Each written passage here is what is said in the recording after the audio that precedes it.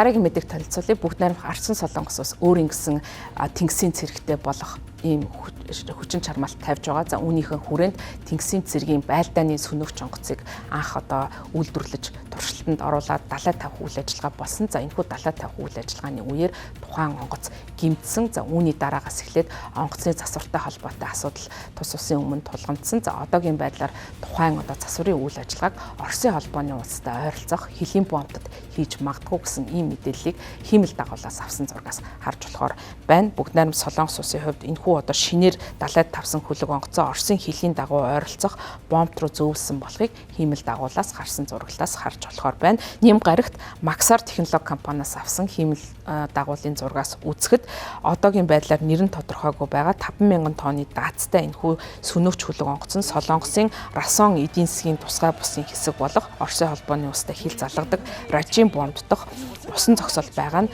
цансраас харагдсан байна. Далайд тавих үеэр бол осол гарсан. За тийм учраас энэхүү одоо осол болсон зүүн хойд нутгийн Чонжин хотын усан онгоцны үйлдвэр нь бол ийм томоохон хэмжээний хөлөг онгоцыг засварлах хүчин чадалтай биш учраас Ражинд бол авиачин энгийн засвар үйлчилгээг хийх боломжтой ийм байгууламж байгаа гэж бүгд найрамдах Солонгос улсын батлан хамгаалахын эрдэм шинжилгээний хүрээлэнгийн гадаад хамтын ажиллагааны захирал Южин Хүн мэдгдсэн байна. За бүгд найрамд Солонгос улсын хувьд бол хөрш зэрэгэлдээ Өмнөд Солонгосын одоо тагнуулын үйл ажиллагаатай холбоотой асуудал дээр ихээхэн анхаарал хандуулдаг. За ийм утгаараа бол энэ дээр тайлбар өгсөн байна. Энэ бомб нь Оросын холбооны улстай ойр оршдог.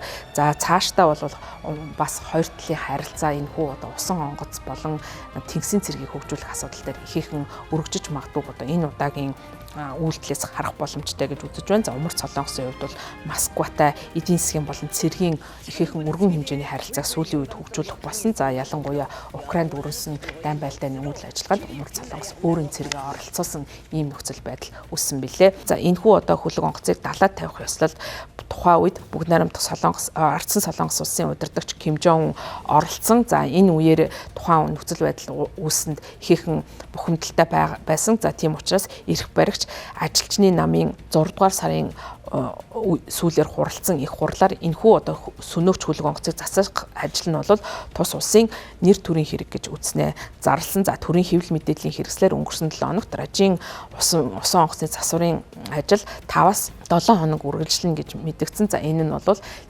удирдагч Ким Жон Уны баталсан хуваартай нийцэж байгаа юм байна. За Өмнөд Солонгосын тэтгэврт гаргасан адмирал Ким Дуки энэ одоо асуудал дээр бас дүн шинжилгээ хийж CNN-д ярьцлага өгтөө засварын хугацаанд хөлөг онгоцны эвдэрлээс хамаарна. За энэ хөлөг онгоцны нум хэсэгт байрлах дуу авианы локаторын аппарат болон гүн хэмжигч бол эвдэрсэн учраас энэ эвдэрлийг арилгахын тулд гадаадын тусламж заашгүй шаардлагатай байж болзошгүй. За хойд Солонгост дуу авианы локаторын аппаратын технологи байхгүй учраас Хятад юм уу Оросоос үүнийг авсан байх магадaltaй гэж үзэж байгаа юм байна. За Өмнөд Солонгосын хууль тогтоогч Юн Вион мөн CNN-д ярьцлага өгөхдөө хойд Солонгосын хөлөг онгоцны дуу авианы локаторын аппарат гэмтэх магадлал харьцангуй бага гэж Өмнөд Солонгосын айрам үзэж байгаа юм байна. За хөлөг онгоцны гадаад гэмтэл нь илүү хор хөнөөл авчирж байгаа. За учир нь бол гадаад гэмтлийн улмаас хөлөг онгоц руу ус урсаж байгаа гэдгийг Өмнөд Солонгосын айрмын үнэлгээ өгсөн одоо тайланд урьдсан гэж CNN-д мэдээлсэн. За засварын явцад хөлөг онгоцны дотоод зай болон машин механизм электроникийг далайн ус болон хатсан давсан цэвэрлэх үйл ажиллагаа явагдах ёстой гэж шинжээчид үзэж байна. За засварын ажилд бол Оросын холбооны улс тусламж үзүүлэх боломжтой. За томоохон тоног төхөөрөмжийг зөөврлөн авчирсан байж болзошгүй. За мөн Оросын холбооны улсын инженерүүд тухайн засварлах үйл ажиллагаанд оролцож байх магадaltaй. Бүгд найрамд Ардсан Солонгосын хувьд бол сүүлийн үед Оросын холбооны улстай олон салбарт хамтарч ажиллах болсон. За Оросын холбооны улс руу пуужин зэрэг олон сая зэвсэг техник бол илгээсэн. За энэ бол хоёр талын хамтын ажиллагааны нэг хэсэг гэж үзэж байгаа. За хариуд нь бол Оросын холбооны улс Өмнөд Солонгост агаарын тавталгаанаас хамгаалах төхөөрөмж, зенитийн пуужин, электрон байлдааны систем, боловсруулсан газрын тос зэрэг үн цэнтэй одоо зэвсэг техникт хэрэгтэй технологиор хангасан гэж нүүбийн удаа гаргасан тайланд дурдж байгаамаа.